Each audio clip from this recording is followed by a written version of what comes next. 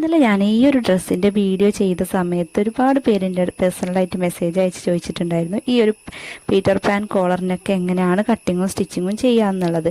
അപ്പോൾ ഞാൻ ഒരുപാട് വീഡിയോസ് ഒന്നും എടുത്തിട്ടില്ല, ഷോർട്സ് വീഡിയോ ആയിട്ട് ചെയ്യാൻ വേണ്ടിയിട്ട് കുറച്ച് ക്ലിപ്പുകൾ മാത്രമേ എടുത്തിട്ടുള്ളൂ. അപ്പോൾ അത് ഞാൻ നിങ്ങളെ കാണിക്കാം.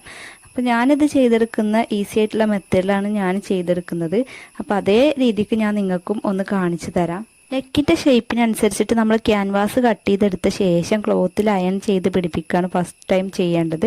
അതിന് ശേഷം നമ്മളിതാ ഇതുപോലെ ഉള്ളിലൊരു ക്ലോത്ത് വെച്ചിട്ട് ഈ ഒരു ക്യാൻവാസ് ഒട്ടിച്ചെടുത്ത ക്ലോത്തും കൂടെ വെച്ചിട്ടാണ്, രണ്ട് ക്ലോത്ത് വെച്ചിട്ടാണ് ഇതുപോലെ സ്റ്റിച്ച് ചെയ്തെടുക്കുന്നത്. എങ്കിലേ നമ്മളത് മറിച്ചെടുക്കുമ്പോൾ ഇപ്പുറം ഭാഗത്തും കൂടെ ആ ഒരു ക്ലോത്ത് വരുള്ളൂ. ഇത് നമ്മൾ കട്ടിങ്ങും സ്റ്റിച്ചിങ്ങും ഡീറ്റെയിൽഡ് ആയിട്ട് ഇടാൻ വിചാരിച്ചിട്ട് എടുത്ത വീഡിയോ അല്ല, ഞാൻ വീണ്ടും ആവർത്തിക്കുകയാണ്. ഞാനിത് ഷോർട്സ് വീഡിയോ ആയിട്ട് ചെയ്യാൻ വേണ്ടിയിട്ട് എടുത്ത ചെറിയൊരു ക്ലിപ്പ് മാത്രം ആണ് ഇതിൽ ആഡ് ചെയ്യുന്നത്. അപ്പോൾ അത് നിങ്ങൾക്കൊന്ന് പറഞ്ഞിട്ട് തന്നെ വീഡിയോ ചെയ്യാൻ വിചാരിച്ചിട്ടാണ് ഇത് ഇടുന്നത് കേട്ടോ. അപ്പോൾ ഇതുപോലെ ഈ ഒരു ഭാഗത്താണ് സ്റ്റിച്ച് ചെയ്തെടുക്കേണ്ടത്. എന്നിട്ട് ചെറിയ കട്ടിങ്ങും കൂടെ ചെയ്തെടുക്കുക. എന്നിട്ട് ആ ഒരു നെക്കിൻ്റെ പോർഷനും കൂടെ നമ്മൾ എക്സ്ട്രാ ഉള്ള പീസസ് ഒക്കെ കട്ട് ചെയ്ത് മാറ്റുക. കറക്റ്റ് ഷേപ്പിലല്ല ഞാൻ കട്ട് ചെയ്തെടുത്തിട്ടുണ്ടായിരുന്നത്. അപ്പോൾ ഈ ഒരു ഷേപ്പിൽ നമ്മളിതുപോലെ കട്ട് ചെയ്തെടുക്കുകയാണ് ചെയ്യേണ്ടത്. എന്നിട്ട് അതിന് ശേഷം ഇത് മറിച്ചെടുക്കുക. ഇതേപോലെ തന്നെ നെക്കിൻ്റെ രണ്ട് പോർഷനിലും വേണമല്ലോ, രണ്ടെണ്ണം വേണം ഒരു നെക്കിന്.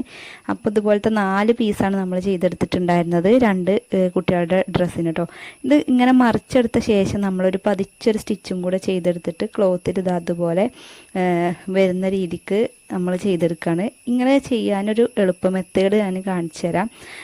ഇതുപോലെ നമ്മൾ കോട്ടൺ മെറ്റീരിയലിൽ ഇതുപോലെ അടിച്ചെടുക്കുക. ആ ഒരു ക്യാൻവാസ് വരുന്ന ഭാഗം പുറത്തെ ഭാഗത്ത് വരണം നമുക്ക്. അപ്പോൾ അതിന് കണ്ട രീതിക്ക് നമ്മളിത് അതുപോലെ ആ ഒരു ലൈനിങ്ങിൽ അറ്റാച്ച് ചെയ്ത ശേഷം മെയിൻ ഫാബ്രിക്കിൻ്റെ മുകളിലായിട്ട് ഇതുപോലെ വെച്ച് കൊടുക്കുക. ലൈനിങ് മുകളിലും അതുപോലെ തന്നെ അടിഭാഗത്ത് ആ ഒരു മെയിൻ ക്ലോത്തും വരുന്ന രീതിക്കാണ് ചെയ്തെടുക്കേണ്ടത്.